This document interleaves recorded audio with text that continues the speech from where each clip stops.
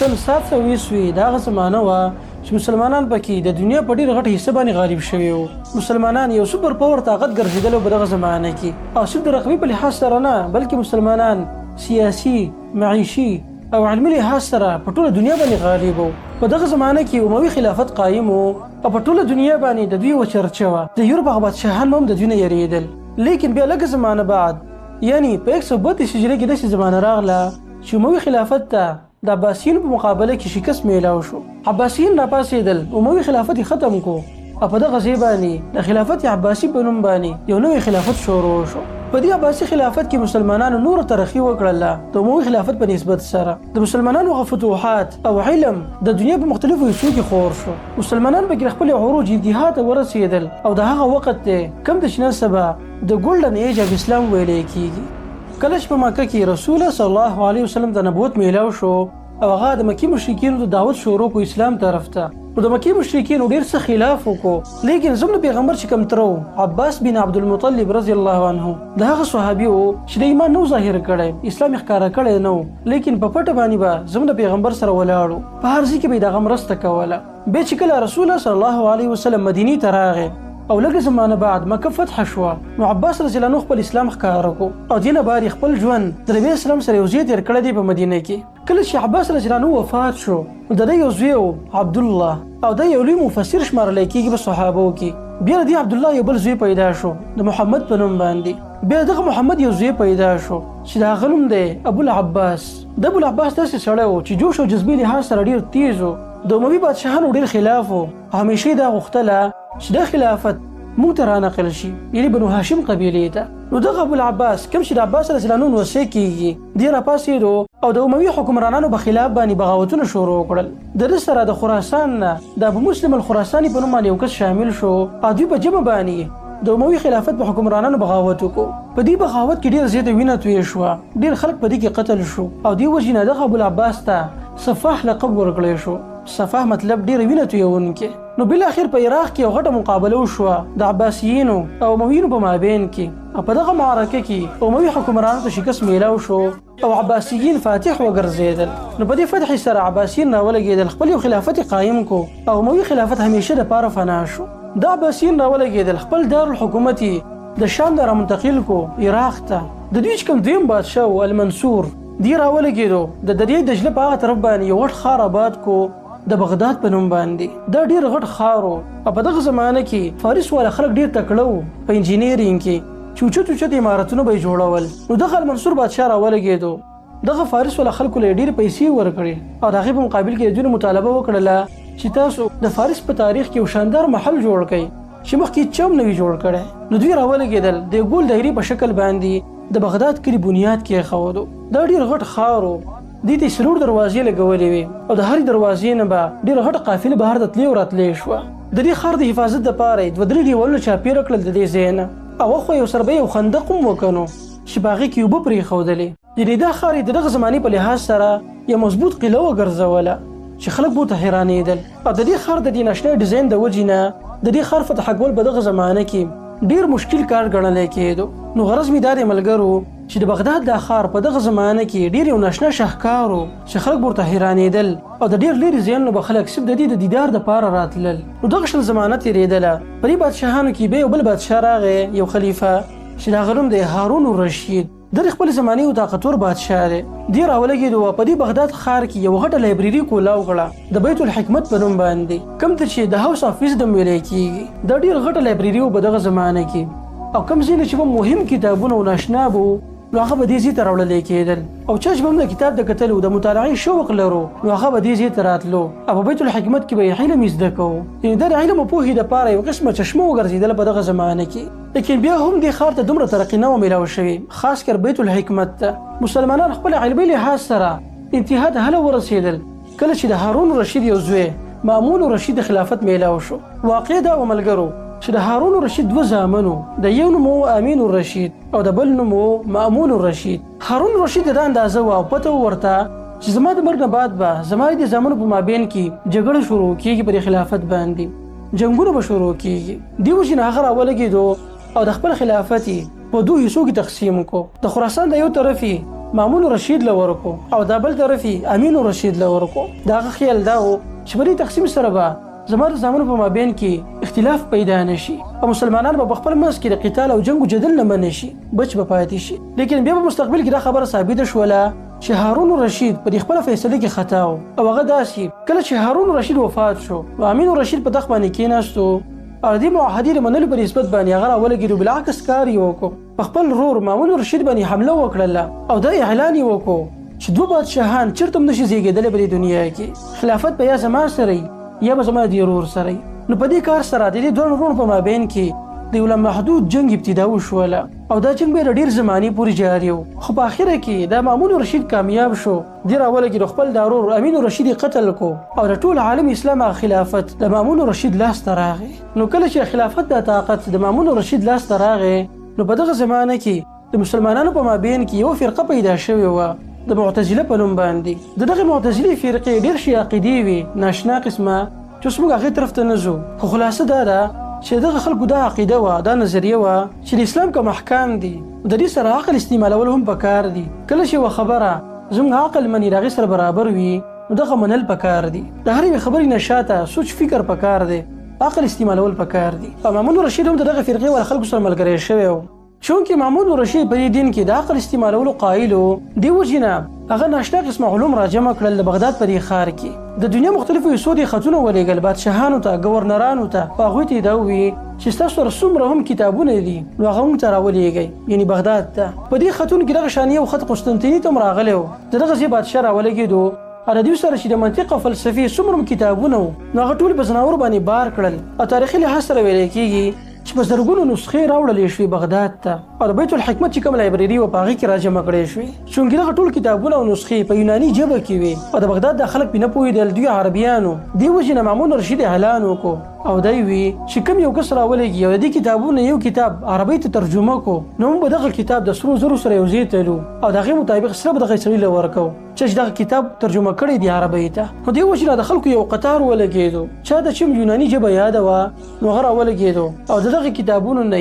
یو ترجمه کو عربي ته. د کومو خلکو سره چې په یوناني ژبه باندې ډېر عبور حاصل و نو مامون رشید به دغه کسانو له مشري ورکړه په دې بیت الحکمت باندې دغه لایبرري باندې دوی به ولاړو یو کتاب خپل ځان سره نیولی و په زوره باندې به دغه کتاب ترجمه کوله په عربي کې او خاطب ورسره ډېر شي کسان ناسو په قطار کې او هر یو کس به دغه خبرې لیکلي په ترجمه کې یعنی په عربي ژبه کې. نو په دې طریقې سره په یو وخت کې به څو نسخې تیارېدلې د یو کتاب په دې طریقې سره دا کار مسلسل داسې روانو او په دې سره د یونان هغه ټول کتابونه عربي ته ترجمه شو کوم چې متعلق د منطق او فلسفې سره په کوم کې چې د انجینرینګ خبرې موجود وي چې عمارتونه به څنګه جوړي د شنتیب خبرې پکې وي د فلکیاتو باره کې پکې خبرې وي فلسفه او منطق یعنی دا ټول علوم ترجمه شو عربي ته. بیا دغه ترجمه کېدو په نتیجه کې د مسلمانانو په مابین کې تاریخي اوچت ساینسدانان پیدا شو چې هغوی د ناشنا علومو بنیاد کېښودو او د داسې علومو چې نن سبا زمانه کې کوم ماډرن ساینس موجود دی د هغې لپاره یو قسمه بنیاد وګرځېدلو چونکې مامون رشید په خپله زمانه کې مسلمانانو او غیر مسلمانانو خلکو له اجازت ورکړی و چې هغوی دې راشي بغداد ته او دلته د علم یې زده کړي یا هغه سره څه علم دی هغه د نورو خلکو ته وښیي. دې وجې نه دا خبره په دنیا کې خوره شوله د بغداد دا چرچا د دنیا مختلفو حصو ته ورسېده او د هر ځای نه د لرې لرې ځایونو نه خلک را روان شو او بغداد طرف ته راغلل. لکه په دې خلکو کې یو دی حنین ابن اسحاق دا اول غیر مسلم و او وروسته بیا مسلمان شوی دی. دا د خپلې زمانې طبیب و خاص کر دې د سترګو دپاره په دغه زمانه کې یو قسمه سپیشلیسټ و د نبض چې کومې بیماریان یې په هغې ډېر ښه پوهېدو او دې نه علاوه دماغي او جسماني چې څومره نظام دی په دې باندې پوره یو کتاب لیکلی دی. د ده باره کې واقع مشهوره دا ده مامون رشید ته پته ولګېده چې دی مشهور طبیب دی و دې راوغوښتو او له ده مطالبه وکړله چې زما لپاره ته یو زهر تیار کړه والله عالم چې ده به د څه لپاره استعمالول خو مطالبه یې ده نه وکړه چې ته داسې زهر جوړ کړه. وایي حنین ابن اسحاق د خلیفه دې خبرې نه ښکاره انکار وکړو او دی ورته وویل چې زموږ کار دا دی د طبیبانو کار دی چې خلک د تکلیف نه بچ کوي د مرض دپاره د بیمارۍ دپاره ورته علاج ښایي نه دا چې دغه خلک په تکلیف کې اخته کوي. مامون رشید غوسه شو او دی جیل ته واچو وایي د ډېر زمانې پورې دی په جیل کې و او بیا یو وخت کې مامون رشید ته دا خیال راغی چې ابن اسحاق خو ډېر وفادار سړی دی چې دی زهر جوړولو ته نه تیارېږي مطلب دا چې دا زما لپاره ډېر د کار سړی ثابتېدلی شي. وایي هغه راولګېدو د ابن اسحاق د جیل نه بهر ته راویستو او فورا بیت الحکمت چې کومه غټه لایبرري وه دی د غیر لپاره هډ مقرر کو یعنی د غیر لپاره مشر نو د ابن اسحاق راولګیدو او دغه بیت الحکمت کې ترجمه شروع کړه د کتابونو لیکن د ابن اسحاق په خپل زمانه کې یو ناشنا طریقه اختیار کړه د یو کتاب د ترجمه کولو لپاره او د هغه طریقه وا چې نسبه هم رایج د انسانانو کې نسبه چې کوم کتابونه ترجمه کیږي ژبې ته نو په هغه کې هم دغه خبرې مد نظر ساتل کیږي کوم چې ابن اسحاق مخې ته خو دی ابن اسحاق یو څو اصول جوړ کړیو لکه یو اصل پکې دا و چې کله مونږ د یو کتاب خبر نقل کوو ترجمه کوو عربی ته نو د هغې لپاره به دا کار نه کوو چې د هر یو لفظ ترجمه به کوو لکه د نه مخکې به کتابونه داسې ترجمه کېدل چې خلکو به د یو لفظ ترجمه کوله عربی ته نو دې راولګېدو د وی چې نه د یو کتاب مفهوم به مونږ لیکو په یوناني ژبه کې یو کرښه لیکلی شوې ده نو موږ بعیني د هغه کرښې الفاظ عربی ته نه ترجمه کوو بلکې د هغه کرښې چې کوم مفهوم دی هغه به عربی ته راوړو بل اصل پکې دا و چې موږ د کومې یوې ژبې نه کتاب ترجمه کوو عربی ته نو ټول ناول به د دغه ژبې دپاره قوانین ګورو دغه ژبې کې چې کوم الفاظ استعمالیږي څنګه الفاظ استعمالیږي اول به هغه سټډي کوو هغه مطالعه کوو او د هغې نه بعد به په دغه ژبه کې یو کتاب عربی ته ترجمه کوو د دې نه علاوه داسې ناشنا نور اصول چې هغه ډېر فایدهمند ثابت شو د دغه زمانې د خلکو دپاره تر دې چې نسبه هم دغه فایدهمند دي نو دوی راولګېدو او په دې طریقې سره یې ډېر کتابونه ترجمه کړل عربی ته خو بیا په دغه زمانه کې مسلمانانو ته غټه ترقي هله میلاو شوه کله چې مسلمانانو حمله وکړه د چین په یو علاقې باندې په دغه جنګ کې د چین خلکو د شکست میلاو شو مسلمانان غالب شو نو دوی راولګېدل دغه ځای کې څه کسان ونیول چې هغوی به په فکټرۍ کې کار کوو کاغذ به جوړو او د کاغذ په جوړولو کې ډېر ماهر خلک نو د مسلمانان ولګېدل دغه کسانی د چین نه راوستل بغداد ته دغه خلکو به چین کې داسې کار کوو چې په چین کې کوم مالدار خلکو په دغه زمانه کې نو صرف دغه دپاره به کاغذ جوړو د خلکو په فکټرۍ کې لیکن دغه زمانې بادشاه مامون رشید د خلکو ته وویل چې ستاسو څومره خرچه لګي پیسې لګي په دې باندې هغه به موږ تاسو له درکوو خو تاسو به په ډېر غټ تعداد کې پاڼه جوړوئ یعنې ورقه به تاسو راوباسئ زموږ دپاره نو دغه خلک راولګېدل غټې فکټرانې جوړې کړې او د کاغذونو غټې غټې پاڼې په هغې باندې راویستلی شوې او دا داسې ناشنا کار و چې د مسلمانانو په تاریخ کې ډېر غټ فایدهمند ثابت شو چونکې په اوله زمانه کې به د کاغذ ډېر کم میلاوېدو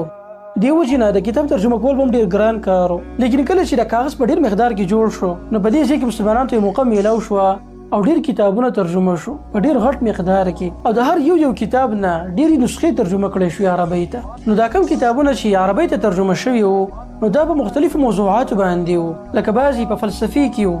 بعضې په منطق باندې لیکلی شوي وو او بعضې په فلکیاتو باندې او بعضې په طب کې لیکلی شوي وو بیا دې کتابونو د خورېدو او د مطالعې د وجې نه د بغداد په دې ښار کې په مختلفو شعبو کې ساینسدانان پیدا شو لکه مشهور په دوی کې دی الکندي یعقوب ابن اسحاق الکندي دا مشهور ساینسدان دی د فلکیاتو په باره کې دی ډېر مخکې سړی و او ناشنا خبرې پیش کړې وې په دې موضوعاتو باندې دغه شان په دغه زمانه کې وروسته بیا د ابن سینا په شان یو بل کس راغلی دی چې هغه د القانون فی الطب باندې غټ کتاب لیکلی دی او په دغه کتاب کې د انساني د جسم سره متعلق چې څومره امراض دي او د هغې لپاره علاج دی هغه ښه په تفصیل سره په دغه کتاب کې راجمع کړی دی او ناشنا خبره دا ده چې د ابن سینا دغه کتاب په یورپ کې د اوسنۍ زمانې پورې خلکو ته په حواله کېدو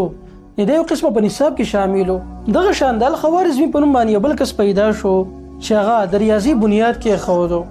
خاص کر په دغه زمانه کې به 1 2 3 چې کومې هندسۍ دي دا نوي موجود دي د دې ایجاد نه و شوی نو الخوارزمي راولګېدو او دغه هندسۍ د صفر نه شروع کړې یعنې د صفر بنیاد یې کېښودو او دا خبره یې په خپل کتاب کې ښه واضحه کړله چې موږ د خپل حساب کتاب چې د میراث سره متعلق او که د غیر میراث سره خو موږ ښه په اسانۍ سره په دې انسو کې کولی شو دې وجې نه د الخوارزمي دغه ریاضي دومره مثبته ثابته شوله چې نن سبا هم هغه فالو کېږي او نن سبا چې د کمپیوټر کوم سیسټم دی کوم چې الګوریدم ویلی کېږي دا اصل کې د الخوارزمي په نوم باندې ایښودلی شوی دی دا الګوریدم دی بیا د هغې مخفف الګوریدم جوړ شوی دی یعنې الخوارزمي هم په دغه زمانه کې مشهور ریاضیدان تیر شوی دی ډېر کتابونه یې لیکلي دي چې خلکو وروسته بیا د هغې نه ډېره فایده اخیستې ده دغه شان الجاحظ هم د دغې دور په نامور شخصیاتو کې شمارلی کېږي دی په طب فلسفه ریاضیات او دین علاوه په مختلفو علومو کې ماهر سړی و دی یو کتاب لیکلی دی د کتاب الحیوان په نوم باندې او په دغه کتاب کې د ځناورو مختلف قسمه انواع رانقل کړي دي د هغوی ژوند او زندګۍ باره کې ډېر ژور تحقیقات دي چې په دغه کتاب کې ښه په تفصیل سره لیکلی شوي دي دی الجاحظ په خپل دغه کتاب کې دا خبره هم لیکلې ده چې د کوم ځناور په ځمکه باندې موجود دي نو په دې ټولو ځناورو کې تغییر روان دی مسلسل د وخت په تېرېدلو سره دې وجې نه ډېر خلک رالګي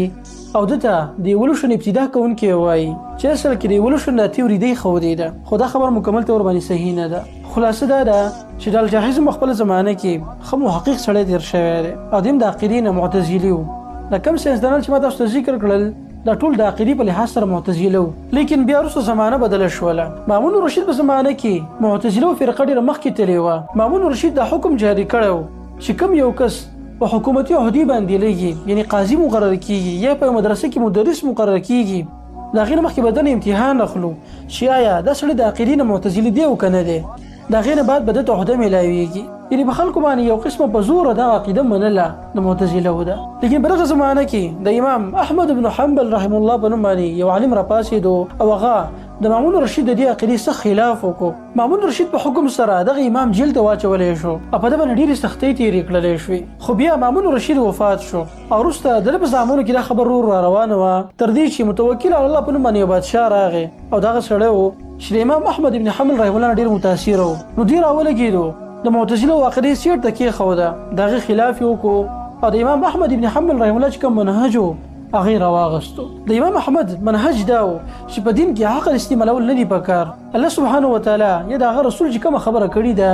هغه داسې تسلیمول پکار دي، په هغې کې د عقل استعمال د ضرورت نشته. نو دې وجې کله چې په حکومتي سطح باندې د امام احمد رحم الله دا نظریه ومنلی شوه، نو په دې سره په ټولو معتزله باندې یو طوفان راغی. څوک چې په دغه زمانه کې معتزله عقیدې والا خلک وو نو دغه ټول راونیولی شو، قید ته واچولی شو او له سزاګانې ورکړې شوې. الجاهز ساینسدان دغه علاقه پرېښوده او لرې ملک ته چېرته لاړو او هلته بیا سلپاسه د 90 کالو په عمر کې وفات شو. نو د دې خلکو په شان چې څوک کوم معتزله عقیدې والا خلک وو نو حکومت راولګېدو او په دغه خلکو باندې هغه سختۍ شروع کړي کوم چې مخکې حکومت په دې نورو خلکو باندې کولې. نو د امام احمد رحم الله دې نظریې د وجې نه یو نوی موړ پیدا شو. معتزله د زور په لحاظ سره کمزوري شو او یو نوی نظریه رایج کړی شو په دنیا کې. نو ملګرو دغه ټول علومو چې په بغداد کې د دې ابتدا شوې وه او وروسته بیا د یورپ نه خلک راغلل، دا علوم یې د ځان سره ویوړل دغه علاقو ته او دوی راولګېدل په دغه علومو باندې تحقیق شروع کړو او د هغې په نتیجه کې دغه ټکنالوژي وجود ته راغله کوم چې نن سبا زموږ ستاسو د نظر مخامخ ده. لیکن ملګرو دغه عروج او ترقي صرف په بغداد کې نه وه بلکې په اندلس کې هم د مسلمانانو یو خلافت و د اموي په نوم باندې او په دغه خلافت کې هم دغه شان یو غټه مکتبه او جامعه جوړه کړې شوې وه چې دغه زمانې خلک به هم دغه قرطبې ته راتلل اندلس ته او دغه ځای نه به علم زده کوو. یعنې بغداد او قرطبه اندلس دواړه په دغه زمانه کې د علم او پوهې دپاره اوچت مینارونه وو چې خلکو به دې دواړو علاقو ته اوچت نظر باندې کتل او دا یو قسمه اعلی او ترقي یافته علاقې وې په دغه زمانه کې. لیکن د مسلمانانو دا ترقي په زوال باندې هله بدله شوه کله چې چنګیز خان د خپلو لښکرو سره راغی